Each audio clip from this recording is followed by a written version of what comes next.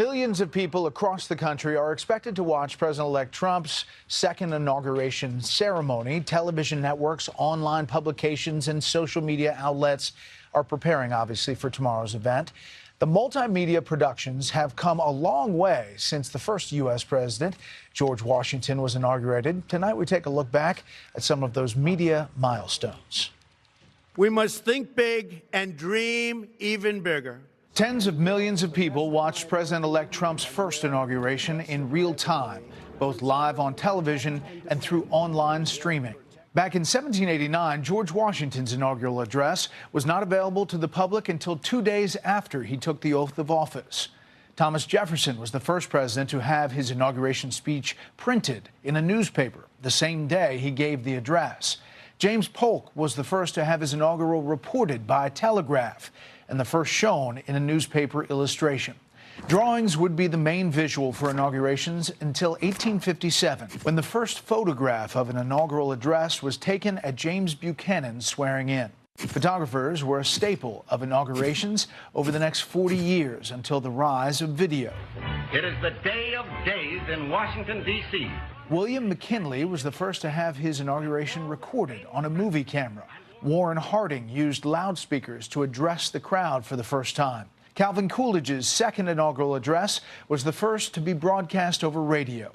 And Herbert Hoover would give the first inaugural recorded by a talking newsreel. It is a dedication and a consecration under God to the highest office in the service of our people. 20 years later, news networks would broadcast the first live inauguration coverage. Harry S. Truman, the man from Missouri, will be sworn in as 32nd President of the United States. Inaugural addresses would change to color more than a decade later as John F. Kennedy was sworn in. Ask not what your country can do for you. Ask what you can do for your country. Ronald Reagan sought to bring the pageantry to Americans across the country. He hosted about 100 satellite inaugural balls in 32 cities. Almost 200 years ago at the first inaugural, people came by stagecoach. This time, people all over America. Millions of people are attending this one by satellite. More than a decade later, Bill Clinton's second inauguration was the first to be broadcast live over the internet. As we look back at this remarkable century, we may ask, can we hope not just to follow, but even to surpass the achievements of the 20th century in America? As the internet era grew, social media became a factor. We have always understood that when times change, so must we.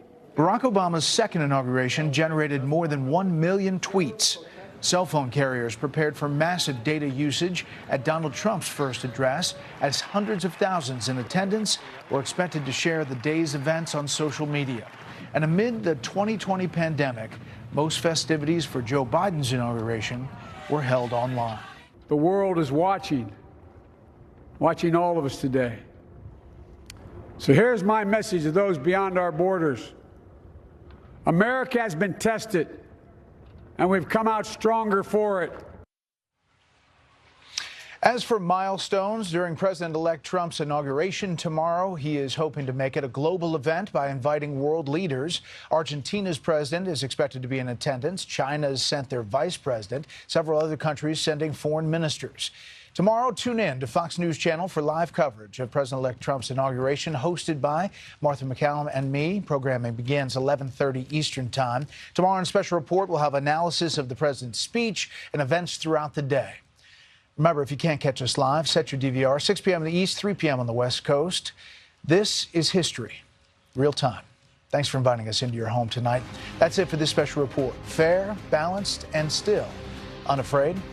The Big Weekend Show is coming up next.